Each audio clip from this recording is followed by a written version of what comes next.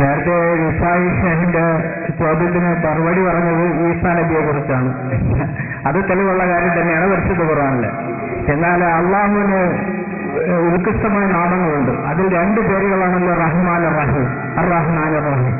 ഈ റഹ്മാൻ എന്ന പദത്തിന്റെ വ്യാഖ്യാനത്തിൽ ഈ ലോകത്ത് വെച്ച് അള്ളാഹുവിനെ വിളിക്കുന്നവർക്കും വിളിക്കാത്തവർക്കും അള്ളാഹു അല്ലാത്ത മറ്റു സൃഷ്ടികൾ വിളിച്ച് പ്രാർത്ഥിക്കുന്നവർക്കും അള്ളാഹു ഒരുപോലെ ഗുണം ചെയ്യുമെന്നും, അതുപോലെ റഹീം എന്ന പേരിന് അള്ളാഹുവിനെ ഈ ലോകത്ത് വെച്ച് അള്ളാഹുവിനെ മാത്രം വിളിച്ച് പ്രാർത്ഥിച്ചവർക്ക് മാത്രമേ പരലോകത്ത് ഗുണം കിട്ടുകയുള്ളൂ എന്നും അതിന്റെ വ്യാഖ്യാനമായി പറയപ്പെടുന്നുണ്ടല്ലോ. അപ്പോൾ മുജാഹിദുകൾ വാദിക്കുന്നതും ഇത് തന്നെയാണല്ലോ. ഈ ലോകത്ത് വെച്ചായാലും അള്ളാഹുവിനെ മാത്രമേ വിളിച്ച് പ്രാർത്ഥിക്കാൻ പാടുള്ളൂ. അതിന്റെ അള്ളാഹുവിന്റെ ഉത്കൃഷ്ടമായ നാമങ്ങളിൽ മുഹീദ്ദീൻ ഷേഖ് എന്നൊരു പേരില്ല.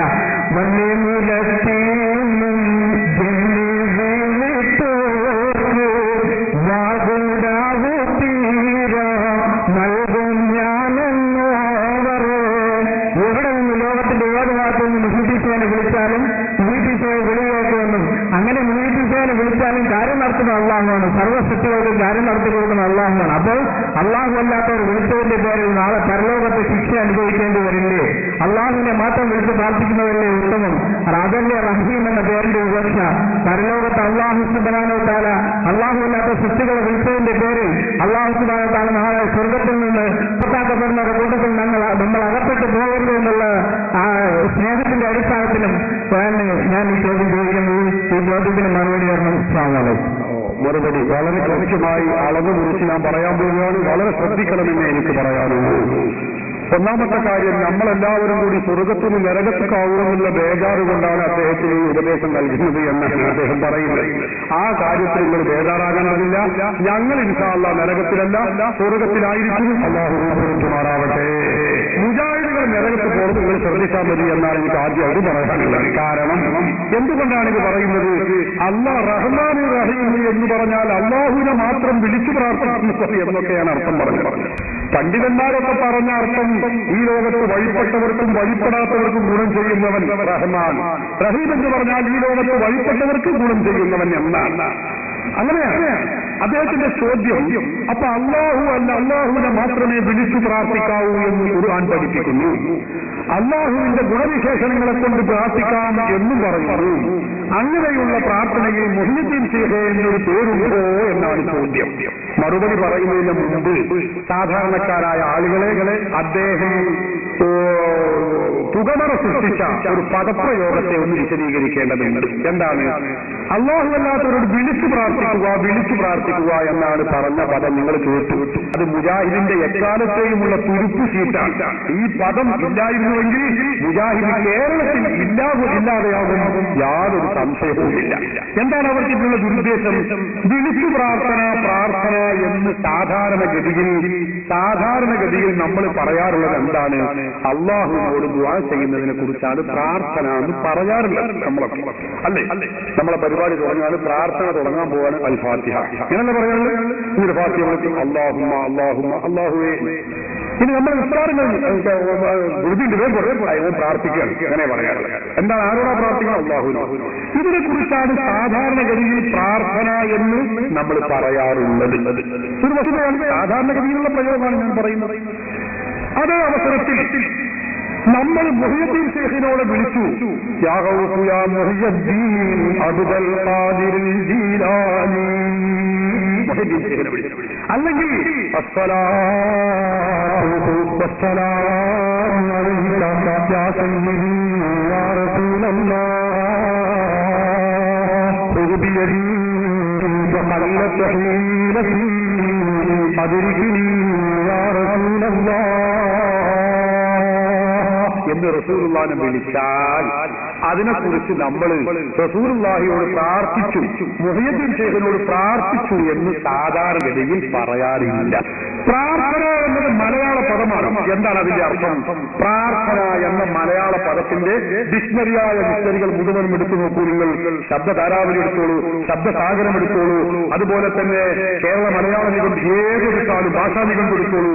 അതിലൊക്കെ കാണും പ്രാർത്ഥന എന്ന് പറഞ്ഞാൽ അതിന്റെ അർത്ഥം എന്താ? എന്താ പ്രാർത്ഥന എന്ന് പറഞ്ഞ അപേക്ഷ, യാചന, ശേഷം, ചോദ്യം, ഇതൊക്കെയാണ്. ഇതാണ് ഈ പ്രാർത്ഥന എന്ന് പറയുന്നത്. പ്രാർത്ഥന, അർത്ഥന, അപേക്ഷ, യാചന, ശേഷം, ചോദ്യം, ഇങ്ങനെ വ്യത്യസ്തങ്ങളായ ഇങ്ങനെ വ്യത്യസ്തങ്ങളായ അർത്ഥങ്ങൾ പ്രാർത്ഥന എന്ന പദം മലയാള ഡിക്ഷണറിയിൽ നമുക്ക് കാണാൻ കഴിയും. അപ്പോ മുജാഹിദ് സുന്നികളെ കുറിച്ച് പറയുന്നത് എന്താ? സുന്നികൾ അല്ലാഹു അല്ലാത്ത മുഹീദ്ദീൻ ശൈഖിനോട് അല്ലെങ്കിൽ ബദരീകളോട് പ്രാർത്ഥിക്കുന്നവരാണ്. എന്താ ഇപ്പൊ മലയാള ഭാഷ അനുസരിച്ച് അതിന്റെ അർത്ഥം? സുന്നികൾ അല്ലാഹു അല്ലാത്തവരോട് തേടുന്നവരാണ്, സുന്നികൾ അല്ലാഹു അല്ലാത്തവരെ വിളിക്കുന്നവരാണ്, സുന്നികൾ അല്ലാഹു അല്ലാത്തവരോട് അപേക്ഷിക്കുന്നവരാണ്, സുന്നികൾ അല്ലാഹു അല്ലാത്തവരോട് യാചിക്കുന്നവരാണ്, സുന്നികൾ അല്ലാഹു അല്ലാത്തവർക്ക് അർജി നൽകുന്നവരാണ്. ഇതൊക്കെ അല്ലേ അതിന്റെ അർത്ഥം? ഇതിനെന്താ കുഴപ്പം? അത് സുന്നികൾ മാത്രമേ മുജാഹിദ് ചെയ്യുന്നില്ലേ? അല്ലാഹു അല്ലാത്തവരോട് അപേക്ഷിക്കുന്നില്ലേ മുജാഹിദുകൾ? അല്ലാഹു അല്ലാത്തവരോട് ചോദിക്കുന്നില്ലേ? അല്ലാഹു അല്ലാത്തവരോട് അർപ്പിക്കുന്നില്ലേ? അല്ലാഹു അല്ലാത്തവരോട് യാചിക്കുന്നില്ലേ? അല്ലാഹു അല്ലാത്തവർക്ക് അർജികൾ കൊടുക്കുന്നില്ലേ? പിന്നെ എന്താ ഇവിടെ പ്രശ്നമുള്ളത്? അപ്പൊ കഴിഞ്ഞിട്ട് ഞാൻ കഴിഞ്ഞ ബാൻഡൊക്കെ നിങ്ങൾക്ക് ഇഷ്ടം പോലെ ചോദിക്കാൻ അവസരം തരും. ഞാനത് പഠിപ്പിച്ചിട്ട് നിങ്ങളെ വിടുള്ളൂ ഇൻഷാ അല്ലാഹ്. അപ്പൊ നിങ്ങളെ മാത്രമുള്ള സകല മുജാഹിദുകളെ അപ്പൊ ഞാൻ പറയുന്നത് ഇൻഷാ അല്ലാഹ്, പ്രാർത്ഥന എന്ന പദത്തിന്റെ അർത്ഥം ഇതാണ്. അല്ലാഹു അല്ലാത്തവരോട് പ്രാർത്ഥിക്കുക എന്ന് പറഞ്ഞാൽ അല്ലാഹു അല്ലാത്തവരോട് അപേക്ഷിക്കുക, യാചിക്കുക, ചോദിക്കുക, തേടുക എന്നാണ്. അപ്പൊ മുഹീദ്ദീൻ ശൈഖിനോട് അല്ലാഹു അല്ലാത്ത മുഹീദ്ദീൻ ശൈഖിനോട് സുന്നികൾ ചോദിക്കുന്നു, യാചിക്കുന്നു, അർത്ഥിക്കുന്നു, പ്രാർത്ഥിക്കുന്നു. ഭാഷാപരമായി യാതൊരു തെറ്റുമില്ല. എന്ത്? നമ്മൾ ഡോക്ടറോട് ചോദിക്കുന്നു, സഹായം ചോദിക്കുന്നു, യാചിക്കുന്നു, അപേക്ഷിക്കുന്നു. രോഗമുണ്ടാകുമ്പോ ഡോക്ടറോടിക്ക് നമ്മൾ പോകുന്നില്ലേ? നമ്മൾക്ക് 1000 രൂപ കടം വരുമ്പോ ഡോക്ടർ നമ്മൾ സാധാരണ സുഹൃത്തിനോട് ചോദിക്കുന്നില്ലേ? ഭാര്യയോട് ചോദിക്കുന്നില്ലേ? അല്ലാഹു അല്ലാത്തവരോട് ചോദിക്കുന്നു, അല്ലാഹു അല്ലാത്തവരോട് അപേക്ഷിക്കുന്നു. ഒരു പ്രശ്നമില്ല.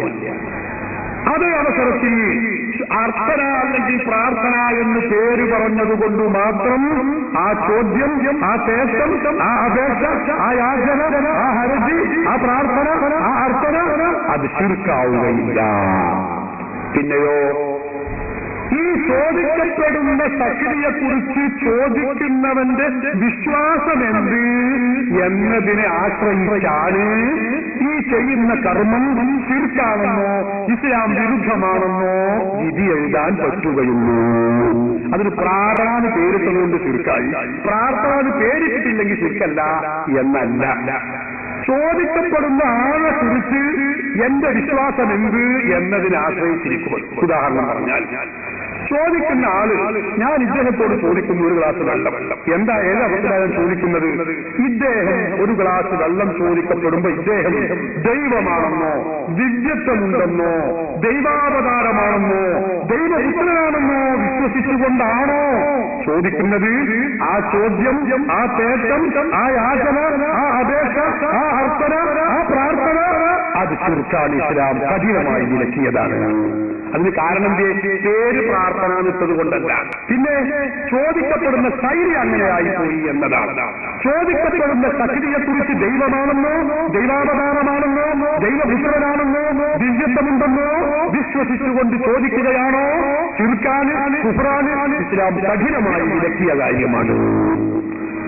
അങ്ങനെയല്ല നമ്മൾ ചോദിക്കുന്നത്. ഡോക്ടറെ സുഖമില്ല, ഡോക്ടറെ മരുന്ന് തരണമേ എന്ന് ചോദിക്കുകയാണ്, അപേക്ഷിക്കുകയാണ്.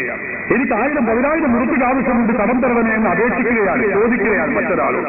അത് ദൈവമാണെന്നോ, ദൈവാവതാരമാണെന്നോ, ദൈവമെന്ന് കരുതിയിട്ടൊന്നും അല്ല നമ്മൾ ചോദിക്കുന്നതെങ്കിൽ ആ ചോദ്യം, ആ തേട്ടം, ആ അപേക്ഷ, ആ യാചന അത് ശിർക്കല്ല, അത് ഇസ്ലാം വിലക്കിയതല്ല, ഇസ്ലാം കുഫ്റായി പ്രഖ്യാപിച്ച കാര്യവും അല്ല. ഇത് വളരെ ലളിതമായ ഒരു കാര്യമാണ്. മുജാഹിദ് പറയും മരിച്ചു പോകുന്ന ശിർക്കാണ്. ശിർക്കും തൗഹീദും ആകാനുള്ള മാനദണ്ഡം മരിക്കലും ജീവിക്കലും അല്ല. ഒരു കഥയില്ല ഈ മുജാഹിദുകൾക്ക്. എന്താ ചെയ്യുക? ഒരന്തമില്ല. അങ്ങനെയാണെങ്കിൽ ഞാൻ ചോദിക്കട്ടെ, മാതാ അമൃതാനന്ദമയ്യെ വിളിക്കുന്ന അവരുടെ ഭക്തന്മാരില്ലേ ഇവിടെ? അവർ വിളിക്കുന്നത് എങ്ങനെയാണ്? ജീവിച്ചിരിക്കുന്ന മാതാ അമൃതാനന്ദമയ്യെ വിളിക്കുന്നത് എങ്ങനെയാണ്? അവര് ആ മാതാ അമൃതാനന്ദമയി ദൈവമാണ് എന്ന് വിശ്വസിച്ചുകൊണ്ടാണ്. ജീവിച്ചിരിക്കുന്നവരെയാണ് വിളിക്കുന്നത്. ആ വിളി അത് നിങ്ങളെ അർത്ഥനാഥ് പേരിട്ടാലും പ്രാർത്ഥനാഥ് പേരിട്ടിട്ടില്ലെങ്കിലും വിളിയെന്നോ തേട്ടെന്നോ അപേക്ഷാനോ സഹായം ചോദിക്കുന്നോ യാചനാന്നോ ഹർജിന്നോ എന്ത് പേരിട്ടാലും അത് ശിർക്കാണ്. അതെങ്ങനെ ശിർക്കാകെ? പ്രാർത്ഥന എന്ന് പറഞ്ഞിട്ടില്ലല്ലോ. പ്രാർത്ഥന എന്ന് പറയലല്ല അതിന്റെ മാനദണ്ഡം. എങ്ങനെ മാതാപിതാക്കളുമായോട് ചോദിക്കാൻ ശിർക്കായ? മാതാപിതാക്കളുമായി മരിച്ചിട്ടില്ലല്ലോ. അത് വിഡിത്തമാണ് മുജാഹിദേ. അങ്ങനെയല്ല, ഈ മരിക്കലും ജീവിക്കലുമല്ല. മാതാപിതാരന്തമായി വിളിക്കുന്ന അവരുടെ ഭക്തന്മാർ അവർ ദൈവമാണെന്ന് വിശ്വസിച്ചുകൊണ്ട് വിളിക്കുന്നു. അതുകൊണ്ട് ആ വിളി, ആ തേട്ടം, ആ അപേക്ഷ, ആ യാചന, അത് നിങ്ങൾ പേരെന്ത് പറഞ്ഞാലും വെള്ളിയാഴ്ച രാവുന്നു. ആ പരിപാടി തെറ്റാകുന്നു, ശിർക്കാകുന്നു, കുഫ്റാകുന്നു. യേശുക്രിസ്തുവിനെ വിളിക്കുന്ന ആളുകളുണ്ട്, ദൈവപുത്രനാണ് എന്ന് വിശ്വസിച്ചുകൊണ്ട് വിളിക്കുന്നു. പാടില്ല. ഇസ്ലാം അത് കടുത്ത ഭാഷയിൽ വിലക്കിയതാണ്. അവർ അവരുടെ മതത്തിന്റെ ഇന്ത്യ രാജ്യമാണ്, അവരുടെ മത സ്വാതന്ത്ര്യത്തിന്റെ ഭാഗമായി ചെയ്യുന്നു. പക്ഷെ ഇസ്ലാമിന്റെ ഭാഷയിൽ കടുത്ത ശിർക്കാണ്, കുഫ്റാണ്, പാടില്ലാത്ത കാര്യമാണ്. എന്താ കാരണം? ദൈവപുത്രനാണ്, ദിവ്യത്വം കൽപ്പിച്ചുകൊണ്ടാണ് അവർ വിളിക്കുന്നത്. അതുകൊണ്ട് അത് തെറ്റാണ്, ശിർക്കാണ്. ഡോക്ടറോട് നമ്മൾ ചോദിക്കുന്നതോ ദിവ്യത്വം കൽപ്പിച്ചുകൊണ്ടുള്ള ഡോക്ടർ ദൈവമാണെന്ന് കരുതിക്കൊണ്ടല്ല, അള്ളാഹു നൽകിയ കഴിവുകൊണ്ട് ഡോക്ടർ സഹായിക്കുമെന്ന് കരുതിക്കൊണ്ടാണ് ഡോക്ടറോട് ചോദിക്കുന്നത്. നമ്മൾ റസൂലുള്ളാഹി സ്വല്ലല്ലാഹു അലൈഹി വസല്ലം തങ്ങളെ വിളിക്കുന്നത് എങ്ങനെയാണ്? റസൂലുള്ളാഹി സ്വല്ലല്ലാഹു അലൈഹി വസല്ലം തങ്ങൾ ദൈവമാണെന്നോ, ദൈവപുത്രനാണെന്നോ, ദൈവാവതാരമാണെന്നോ കരുതി